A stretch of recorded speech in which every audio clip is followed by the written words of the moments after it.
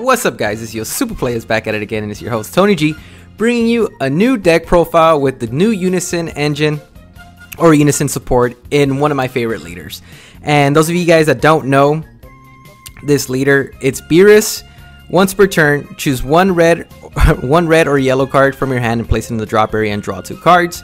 And when he awakens, it just gets even better.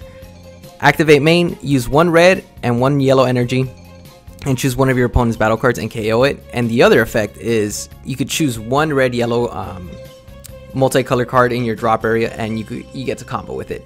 Reason I like this leader is because board control, and the way I built this is very defensive and very great. I wouldn't say it's expensive, but you're gonna be spending a good amount of money because the new cards that came out they went up in price. So yeah, just take a look at it. And so we're gonna start off with the 1-drops. I run 2 Master Roshis just because red yellow I think it's the strongest color right now because you have access to Nimbus and Topo. But in this build, just to keep it a little bit budget friendly, I'm not running Topo, but I am running Nimbus. So I run 2 Master Roshis for a 1-drop or 1-drop negate, and then we run 3 Rushing Warrior Pan. Reason I like this card is because she's red, and if your leader card is a red, or if you have a red battle card, it gets a 5k boost, and when you combo with this card, you draw 1 card. So I really like this effect. And not only that, there's a card that pretty much brings it back from the drop area back to the field. So that's why I run 3 of her, which is phenomenal. I really like this ratio.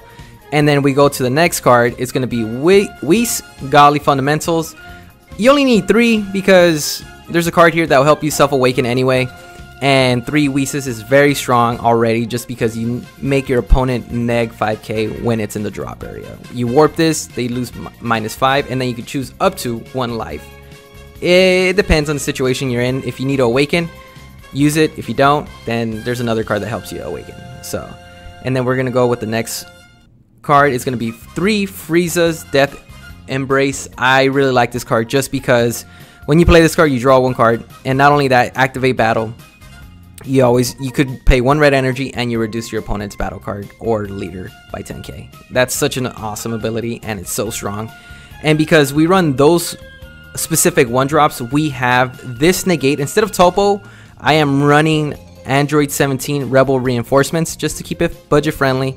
And not only that, this card brings back all my 1-drops from my drop area back to the play area. So pretty much all the red 1-drops come back, and I really like that ability just because you have Frieza and you have Pan that pretty much gives you a 5k boost when it's your opponent's turn. So pretty much your Beerus leader becomes a 15k to a 20 or a 10 to a 15. So yeah, I really like this card just because of that effect, and I just wanted to keep the 2 red energy or the 2 red or the 2 energy costs for this card because I am running Nimbus in this deck.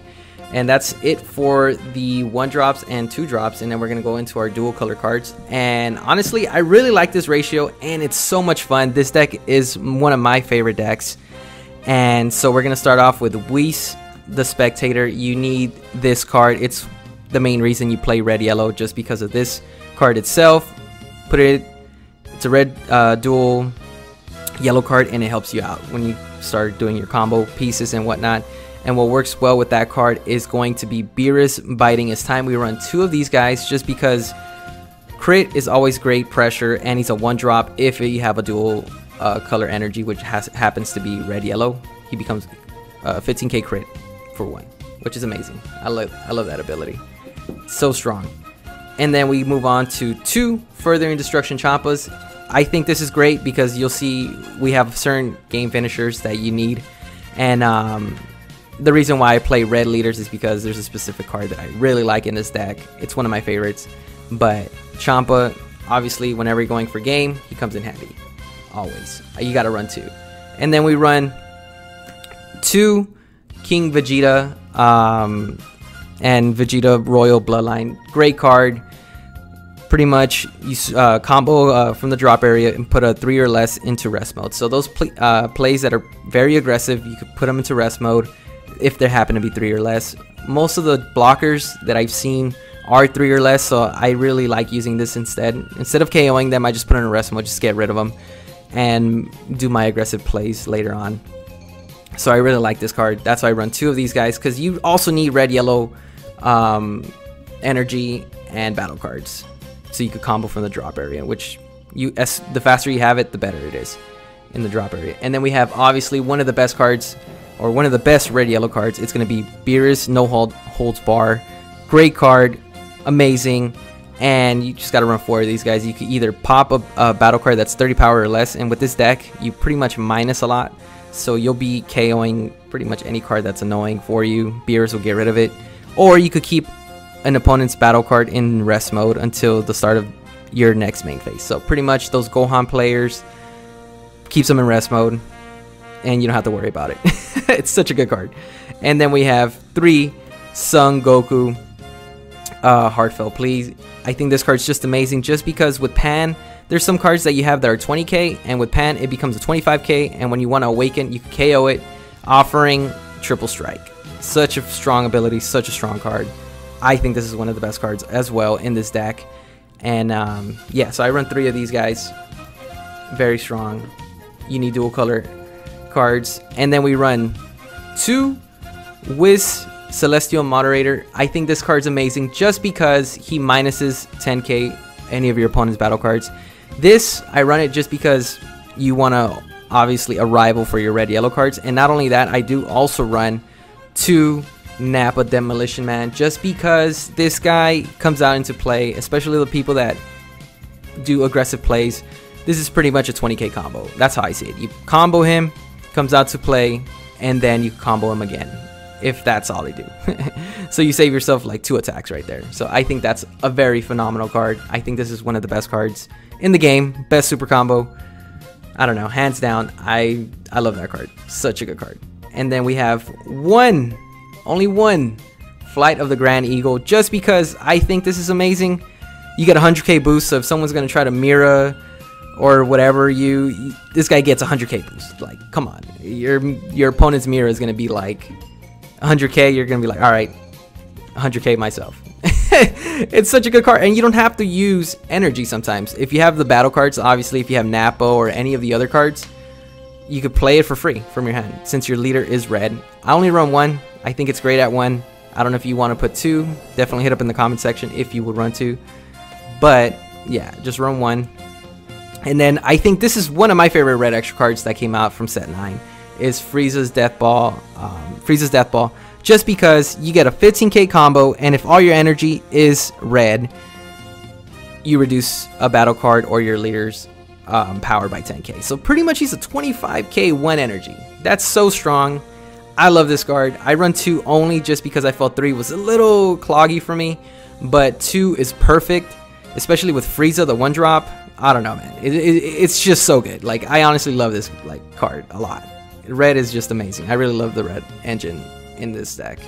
And then, like I said, we only run 4 Nimbuses. We don't run Topo just because Topo is very expensive, and so I want to keep it budget friendly. You don't have to run the champion promo Flying Nimbus, obviously, to keep it under budget, but a lot of these cards were either foil or non-foil, so SPR, but that's just me. I like doing that. But you don't need the max rarity. You could always play the basic, uncommon, or normal Flying Nimbus, which is only like cents. It's not. This guy's like $20 per card, so you don't have to use this card. But the extra card is amazing. So 4 Nimbuses because you need to survive all those aggressive plays. And my favorite card, the one I was telling you guys, is Almighty Resistance. Great card, 2 energy. It's pretty much a counter, and it's pretty much battering. So you need 1 red, 1 yellow, and you pretty much counter, and you negate that counter skill. So this is one of my favorite cards. It's so good. I've always thought there was a reason why battering got banned, and this guy's just as good. Like, it really is. You just gotta ditch 1 yellow card. Come on. That's fine. I'll do that any day just to make sure I get game. And we have that. And then obviously the new Unison Gotenks card works so well with this deck just because you want to be able to look at your opponent's hand to extend your plays. And this allows you to do that. And especially with all the minusing you do, the minus 5k to your leader does not hurt at all, even though you get the 10k boost anyway. And yeah, this is a great card. You can look at your opponent's hand and pretty much predict what they might do.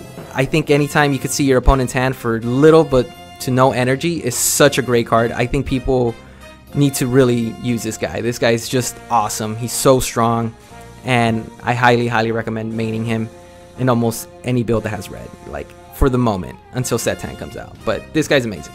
So I run 4 of these guys, and then we're gonna go on to our black cards. So we only have 2 Mira, Creator, Absorb, just because you run the Battering, Almighty Resistance, you gotta run Champa, Mira, game. That's pretty much game right there. You'll win, and then you always gotta play a Secret Rare. You don't have to play the Secret Rare, but I do anyway, just because sometimes you play against people that mill you out, and you want to be able to bring out this guy and start warping their hand or their field. And so yeah, I think that this is a great deck. I really love it. I've been playtesting it for a really long time, and I'm just showcasing it to the channel. So hopefully you guys like it.